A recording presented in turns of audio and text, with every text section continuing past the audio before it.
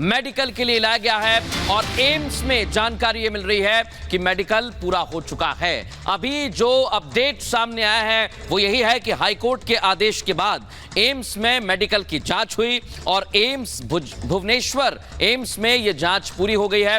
वहां से ये जानकारी मिल रही है पार्थ चटर्जी का मेडिकल पूरा हो चुका है। और प्रियंका हमारे साथ सीधे भुवनेश्वर से इस वक्त जुड़ रही हैं। एम्स भुवनेश्वर से प्रियंका जुड़ रही हैं।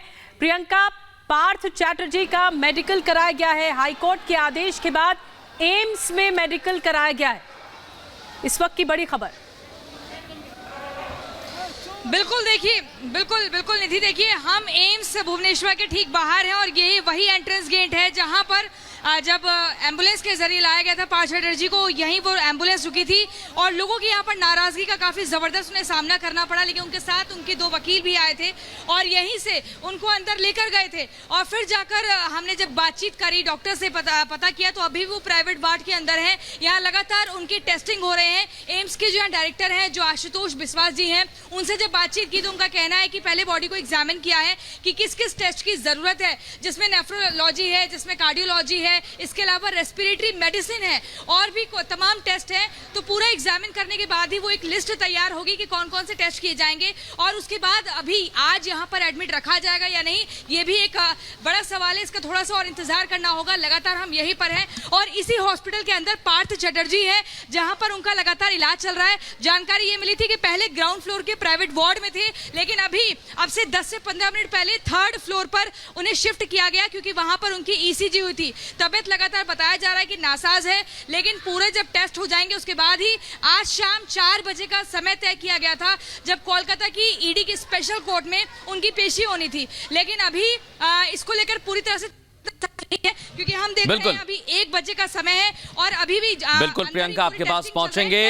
इस बीच एक और बड़ी खबर मिल रही है इसी केस से जुड़ी हुई। थोड़ी देर बाद अर्पिता की पेशी होने वाली है, सेशंस कोर्ट में पेशी होगी और आपको ये बता दें पेशी से पहले अर्पिता का मेडिकल हुआ है, ईएसआई अस्पताल में मेडिकल कराया गया है। ये बड़ी जानकारी मिल रही है। थोड़ी देर में अर्पिता की पेशी होने वाली है और हमारे सहयोगी सेशन कोर्ट के बाहर दीपेश मौजूद हैं, सीधे उनका एक बार रुख करेंगे। दीपेश, क्या जानकारी है आपके पास, बताइए।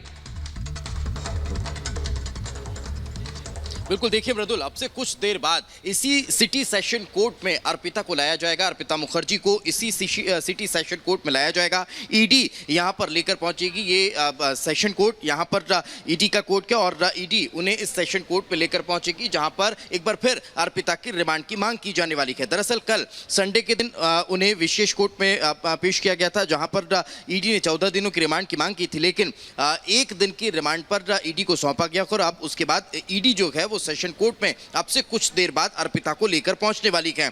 मैं अपने विजय पंकज से कहूंगा कि ये तस्वीरें भी दिखाइए। दरअसल देखिए मृदुल, ये जो आपको लॉकअप नजर आ रहा है ये लॉकअप है और यहां जैसे ही सेशन कोर्ट में अर्पिता को लेकर आया जाएगा, पहले इस लॉकअप में उन्हें रखा जाएगा क्योंकि ईडी के अधिकारी जो दस्तावेजी काम है वो जब तक पूरा करेंगे तब तक अर्पिता इस लॉकअप में रहेंगी। कल भी जब हमने देखा था स्पेशल कोर्ट थी, वहां पर भी एक महिला लॉकअप था, उसमें अर्पिता को बैठाया गया था। तब तक का जो दस्तावेजी कामकाज है वो कंप्लीट किया और उसके बाद फिर उन्हें वहां से निकालकर और सेशन कोर्ट ले जाया जाएगा। ये अभी तक की इंफॉर्मेशन है। दरअसल देखिए कल किस तरह से इस पूरे मामले में जानकारी निकलकर सामने आई। पहले अर्पिता को ईएसआई हॉस्पिटल ले जाया जाता है, वहाँ मेडिकल होता है, फिर उन्हें जो स्पेशल कोर्ट है वहाँ ले जाया जाता है। उस स्पेशल कोर्ट में ईडी अपनी तरफ से ये दलील रखती है कि चूंकि इनके पास से अकूत संपत्ति हासिल हुई है, इनके पास लगभग 21 करोड़ से ज्यादा का जो माल है वो बरामद हुआ है। ये जो खजाना है वो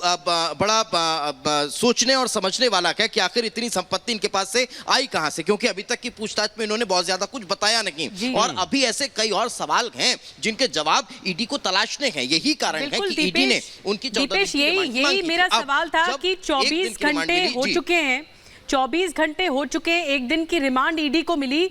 इस बीच कई जगह पर छापेमारी हुई है।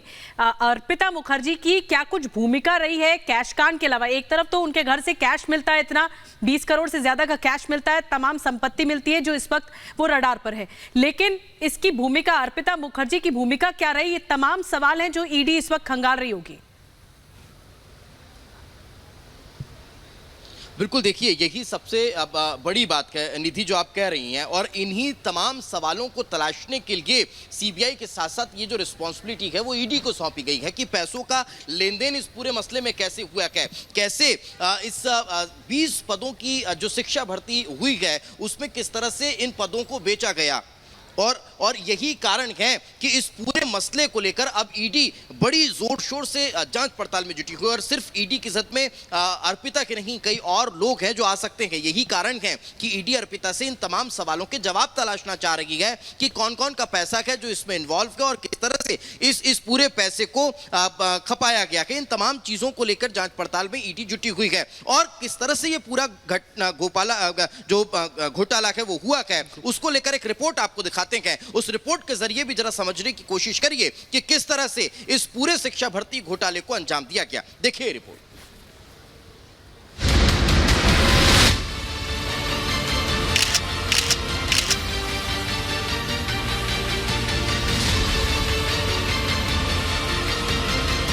कानून के ऊपर आस्था रखती हूँ मैं। किसी के साथ कोई संबंध नहीं, कोई कुछ नहीं है। अगर निर्दोष है तो वो 21 करोड़ रुपए कहाँ से आए? कौन रख के चला गया वो 21 करोड़ रुपए? नोट के बदले नौकरी, करोड़ों की दौलत बटोर ली। जी हां, बंगाल में शिक्षक भर्ती घोटाले के मामले में गिरफ्तार किए गए मंत्री पार्थ चैटर्जी की करीबी अर्पिता मुखर्जी के घर से नोटों का जो पहाड़ ईडी की टीम ने बरामद किया, उसके तार कहां-कहां तक जुड़े हैं, इसकी तफ्तीश जारी है। लेकिन इन सब के बीच अब ये आरोप गहरे होते जा रहे हैं कि टीचर भर्ती मामले में पैसे दे दो और नौकरी ले लो का फंडा मंत्री पार्थ चैटर्जी का ही एजेंडा था, क्योंकि अब तक 21 करोड़ की रकम कहां से आई इसकी जानकारी कोई नहीं दे पाया है। ईडी की टीम ने मंत्री पार्थ चैटर्जी को लंबी पूछताछ के बाद गिरफ्तार कर लिया, जिसके बाद कोर्ट ने उन्हें 2 दिन की ईडी रिमांड पर भेज दिया। लेकिन तबीयत खराब होने का हवाला देकर वो अस्पताल पहुंच गए, जिसके विरोध में ईडी की टीम ने कोलकाता हाई कोर्ट का रुख किया और दावा किया कि पार्थ चैटर्जी मेडिकल रिपोर्ट में हेरफेर कर अस्पताल में भर्ती हुए हैं, जबकि उनकी तबीयत पूरी तरह से ठीक है। ईडी ने यह भी दावा किया कि पार्थ अस्पताल से धमकी दे रहे हैं। ईडी के अधिकारियों को धमकाया जा रहा है। ईडी ने हाईकोर्ट में इस बात को भी रखा कि पार्थ चैटर्जी के अस्पताल में भर्ती होने के समय को ईडी को मिले रिमांड के समय में नहीं गिना जाना चाहिए। इसके बाद हाईकोर्ट ने पार्थ की मेडिकल रिपोर्ट मांगी। कोर्ट ने एम्स के डॉक्टरों की मेडिकल रिपोर्ट को अदालत में पेश करने को भी कहा। वहीं हाईकोर्ट ने ईडी को याचिका की कॉपी नहीं देने पर पार्थ चैटर्जी के वकील को फटकार लगाई। साथ ही ये भी कहा कि मामले में कुछ छुपाया जा रहा है। इस बीच पार्थ चैटर्जी की करीबी अर्पिता मुखर्जी पर भी ईडी की टीम ने शिकंजा कसते हुए उन्हें गिरफ्तार कर लिया, जिसके बाद उन्हें कोर्ट में पेश किया गया, जहां से उन्हें 1 दिन की ईडी रिमांड पर भेज दिया गया। इससे पहले अर्पिता ने रिपब्लिक भारत से बातचीत के दौरान खुद को निर्दोष बताते हुए कानून पर भरोसा जताया। अर्पिता कुछ बोलेंगे आप? इतने आरोप लगे हैं, लाखों करोड़ों के गमन का आरोप लगा है। अर्पिता कुछ बोलेंगे आप? अर्पिता आप कुछ बोलेंगे? अर्पिता कुछ बोलेंगे? आप इतने आरोप लगे। अर्पिता कुछ बोलिए, कुछ बोल दीजिए। अर्पिता से something. She's saying something, ma'am. Let us say we are saying something. Ma'am बोलिए। मैं कानून के ऊपर आस्था रखती हूँ। जी। कानून के ऊपर आस्था रखती हूँ मैं। किसी के साथ कोई संबंध नहीं, कोई कुछ नहीं है। मामला भ्रष्टाचार से जुड़ा तो मामले में सियासत भी गर्मा गई। बंगाल सरकार पर बीजेपी के ताबड़तोड़ हमले हुए तो टीएमसी ने मंत्री पार्थ पर कोर्ट के फैसले के बाद कार्रवाई की बात कही, लेकिन मामला इससे भी ठंडा नहीं पड़ा। टीएमसी के सारे लीडर करप्टेड हैं, सब जानते हैं। किसी को हिम्मत नहीं होती थी क्योंकि पुलिस घर आ जाएगा तुरंत। इसीलिए अभी ये जो बरामद हुआ है, चाहे मोबाइल हो और दूसरा डॉक्यूमेंट हो, उसका ऊपर अगर ठीक से कार्रवाई किया जाए तो बहुत दूर तक तार पहुंचेगा, बहुत नेता तक पहुंचेगा, और जिनको अरेस्ट किया गया उनसे पूछताछ में बहुत सारा तथ्य आ जाएगा। बीजेपी नेताओं ने भ्रष्टाचार के मामले में बंगाल सरकार को घेर लिया और आरोप लगाया कि इसके तार कहीं न कहीं दूसरे मंत्रियों से भी जुड़े हैं। अगर निर्दोष है तो वो 21 करोड़ रुपए कहाँ से आए? कौन रख के चला गया वो 21 करोड़ रुपए उनके घर पे। ममता बनर्जी आज बंगाल के लिए लज्जा का विषय हो गई हैं। बंगाल के लोगों का सिर झुक गया है जिस प्रकार से ममता बनर्जी और उनकी पार्टी ने वहां भ्रष्टाचार किया है। ममता बनर्जी अब उससे बच नहीं सकती हैं। वो अपने आप को पार्थ चैटर्जी से अलग नहीं कर सकती हैं। वो इस स्कैम से पल्ला नहीं झाड़ सकती। करोड़ों का जो अंबार अर्पिता के घर से मिला, वो रुपया आया कहां से? इस सवाल का जवाब अब बीजेपी टीएमसी से पूछ रही है। साथ ही बीजेपी ने इस मामले में ममता के मंत्रियों पर सीधे जनता को लूटने का आरोप लगा दिया कि जो पश्चिम बंगाल का घटनाक्रम हुआ है ये बहुत गंभीर विषय है और ये कहीं न कहीं दर्शाता है कि पश्चिम बंगाल की वर्तमान तृणमूल कांग्रेस सरकार में भ्रष्टाचार की जड़ें किस सीमा तक थीं और सीधे मंत्री की संलिप्तता आ रही है। मेरे विचार से अब किसी भी प्रकार का कोई नैतिक आधार नहीं रह गया है पश्चिम बंगाल सरकार को आरोप प्रत्यारोप लगाने का। मामले में सियासत हाई हुई तो कांग्रेस भी पीछे नहीं रही।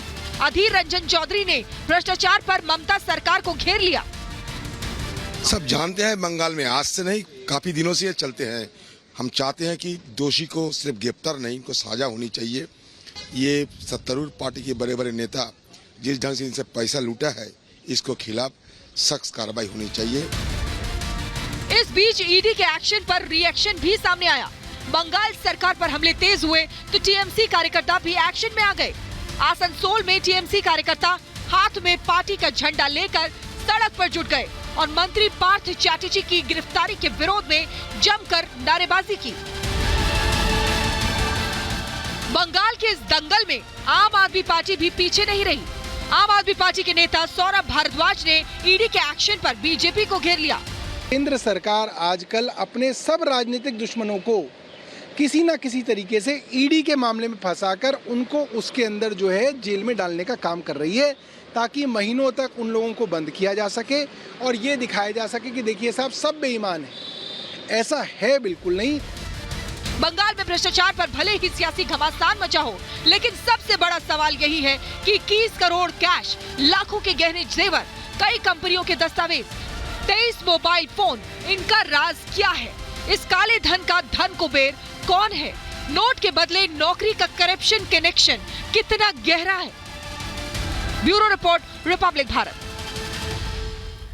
और शिक्षक भर्ती घोटाले के तार आखिर जुड़े कहां तक हुए हैं? जो सामने दिख रहा है क्या वही है या फिर इसके पीछे जो किंग है उसके बारे में लगातार तलाश जारी है। पार्थ चैटर्जी एक बहुत अहम किरदार इस पूरे शिक्षक भर्ती घोटाले में सामने आया। और प्रियंका हमारे साथ एम्स भुवनेश्वर से जुड़ रही हैं। प्रियंका, भुवनेश्वर में इस वक्त एम्स में मौजूद हैं, जो मेडिकल कराया गया पार्थ चैटर्जी का। लेकिन बड़ा सवाल ये है कि आज क्या क्या होगा मेडिकल के बाद। अब जो पार्थ चैटर्जी या उनसे जुड़े तार हैं उसको ढूंढने में ईडी इस वक्त लग गई है। बिल्कुल, देखिए हम आपको शुरुआत से पूरा सीन रिक्रिएट करके दिखाते हैं। ये वो रास्ता था, ये स्पेशली वो रास्ता बनाया गया था जहां से पार्थ चैटर्जी की एम्बुलेंस आई। एम्बुलेंस आने के बाद यहां पर सुरक्षा का पहरा जबरदस्त कर दिया था ताकि किसी भी आम व्यक्ति की एंट्री अंदर ना हो पाए। मीडिया कर्मियों को भी यहाँ रोक दिया गया था। आप देख रहे हैं कि इस तरीके से पूरा ये सुरक्षा का घेरा बनाया हुआ है। अगर हम देखेंगे इस अस्पताल के जैसे हम अंदर जाते हैं और वहां पर प्राइवेट वार्ड की तरफ जाते हैं तो वहां पर भी सुरक्षा कर्मी तैनात है। पार्थ चैटर्जी जैसे एम्बुलेंस से उतरते हैं, दरवाजा खुलता है, सफेद रंग का कुर्ता पजामा उन्होंने पहना था और उसके बाद लोगों की नाराजगी का उन्हें सामना करना पड़ा। लेकिन जब डॉक्टर से हमारी बातचीत हुई तो उनका कहना था कि पूरी बॉडी को उन्होंने एग्जामिन किया, जिसमें नेफ्रोलॉजी, कार्डियोलॉजी और उनको किडनी की भी समस्या है, तो उसको लेकर पूरा एग्जामिन हुआ और उसके बाद ये तैयार किया गया कि कौन कौन सा टेस्ट किया जाएगा। जानकारी ये भी है कि अभी फिलहाल उन्हें एडमिट किया हुआ है। अब आज ही उन्हें यहाँ से छुट्टी मिलती है या ये कहा जाता है कि तबियत खराब है और एडमिट किया जाएगा, ये एक बड़ा सवाल है। इसका थोड़ा सा और हमें इंतजार करना होगा। खबर ये भी मिल रही है कि 4 बजे आज उनकी ईडी स्पेशल कोर्ट में पेशी होनी थी, तो यहीं से वीडियो कॉन्फ्रेंसिंग के जरिए से जो अस्पताल की रिपोर्ट है वो कोर्ट में पेश की जाएगी, ये भी कहा जा रहा है। तो कुल मिलाकर इसमें प्रियंका आपके साथ लौटेंगे, आपके साथ जो भी आपके पास अपडेट होगा आपके पास फिर लौटेंगे, सीधे रुख करेंगे। इस वक्त अमित हमारे साथ जुड़ चुके हैं। अमित ईएसआई अस्पताल के बाहर से इस समय लाइव हमारे साथ जुड़े हुए हैं। अमित, क्या जानकारी आपकी बात साझा करिए। देखिए मृदुल, इस वक्त मैं ईसाई हॉस्पिटल में हूं, अभी मेडिकल हो रहा है इनका, और ये जो गेट आप देख रहे हैं सीआरपीएफ के जवान या सिक्योरिटी में तैनात हैं, इसी गेट के जरिए अर्पिता मुखर्जी को अंदर ले गए हैं। उनका मेडिकल होने के बाद उन्हें बैंक्शल कोर्ट का जो ईडी कोर्ट है वहां पर उनको पेश किया जाएगा। बड़ी बात यह है कि हर दिन मेडिकल कराने का मतलब यह है मृदुल कि किसी भी तरह से इस मामले में जो आरोपी हैं वो मेडिकल ग्राउंड्स पर राहत उन्हें ना मिले, और शायद इसीलिए हर रोज मेडिकल कराया जा रहा है। कल भी मेडिकल हुआ था, इससे पहली रात भी 4 घंटे करीब मेडिकल हुआ, और अब देखिए यहाँ मेडिकल होने के बाद अर्पिता मुखर्जी को बैंक्शल कोर्ट लेके जाएंगे। बड़ी बात यह है कि वहां पर देखिए, जैसा कि मेरी सहयोगी प्रियंका भी बता रही थी कि वहां पर भी उनका मेडिकल कराया जाए, तमाम जो एक्सपर्ट्स हैं उनसे उनकी जो मेडिकल जांच हो रही है। लेकिन बड़ी बात यह है मृदुल कि यहां पर देखिए भुवनेश्वर वो चले गए हैं, वहां पर एम्स में उनकी जांच पड़ताल चल रही है पार्था चैटर्जी की। लेकिन बड़ी बात यह है कि जो इस पूरे मामले में जो सबसे अहम लीड, सबसे अहम जो इन्वेस्टिगेटिव लीड है वो है अर्पिता मुखर्जी, और उन्हें लेकर ईडी बहुत एहतियात बदल रही है। मैं कहूंगा, अगर मेरे वीडियो आपको दिखाएं अंदर, ये वही गेट है जिस गेट से अंदर अभी अर्पिता मुखर्जी गई हैं। वहां पर उनका मेडिकल होना है, मेडिकल इन्वेस्टिगेशन के बाद उनको फिर बैंक्शल कोर्ट लेकर जाएंगे जहां ईडी कोर्ट पे उनकी पेशी होनी है। लेकिन मृदुल, बड़ी बात यह है कि ये वो लीड है जो तमाम रास्तों तक पहुंचाएगी, तमाम खुलासे होंगे। 21 करोड़ से ज्यादा का कैश, 20 से ज्यादा मोबाइल फोन्स, बहुत सारे डॉक्यूमेंट्स। पार्थ चैटर्जी का जो मेडिकल हो रहा है वो तो अदालत में ये मामला पहुंचा था, इस वजह से मेडिकल केंद्रीय अस्पताल से कराया जा रहा है। लेकिन इस पूरे मामले पर एक लीड मिली कि एक जगह पर कैश इतना मिला, और उसके बाद से ही एक एक करके लीड मिलती चली गई। लेकिन अब जो एजेंसियों के पास, जांच एजेंसियों के पास क्या ऐसे टिप ऑफ है, किस तरह से लीड हो रहा है ये पूरा मामला, क्योंकि कई जगह पर छापेमारी भी हुई है, इसके बारे में भी बताइए। देखिए निधि, कुल मिला के पहले 13 जगहों पर छापेमारी हुई थी। ईडी की कुल 14 अभी जगह है। आज भी कई जगह छापेमारी हुई, कल रात को भी 1-2 जगह छापेमारी, कुल 14-15 जगहों पर ईडी ने छापेमारी की है। और जो डॉक्यूमेंट्स अर्पिता मुखर्जी के घर से मिले थे, जो टिप्स मिली थी, वहां पर बहुत सारे एनवलप मिले हैं, वहां पर सरकारी अधिकारियों की एक लिस्ट मिली है, एक रजिस्टर मिला है, साथ ही साथ 20 से ज्यादा तो मोबाइल फोन बरामद किए गए थे, उसमें बहुत सारे टेक्स्ट मैसेजेस मिले हैं, पीडीएफ फाइल्स मिली हैं, उनके हिसाब से बिल्कुल अमित। और देखिए ये बहुत ही महत्वपूर्ण जानकारी, इस पूरे मसले पर राजनीति भी चरम पर है। बीजेपी हमलावर है टीएमसी पर, लेकिन टीएमसी ने चुप्पी साधे हुए हैं। एक ब्रेक का वक्त हो चला है, ब्रेक के उस पार हम बताएंगे कि इस पूरे मामले पर कैश का किंग कौन है, आखिर कब बड़े और खुलासे होंगे, कितने और चेहरे हैं जो बेनकाब होंगे। फौरन लौट रहे हैं, आप देखते रहिए रिपब्लिक भारत।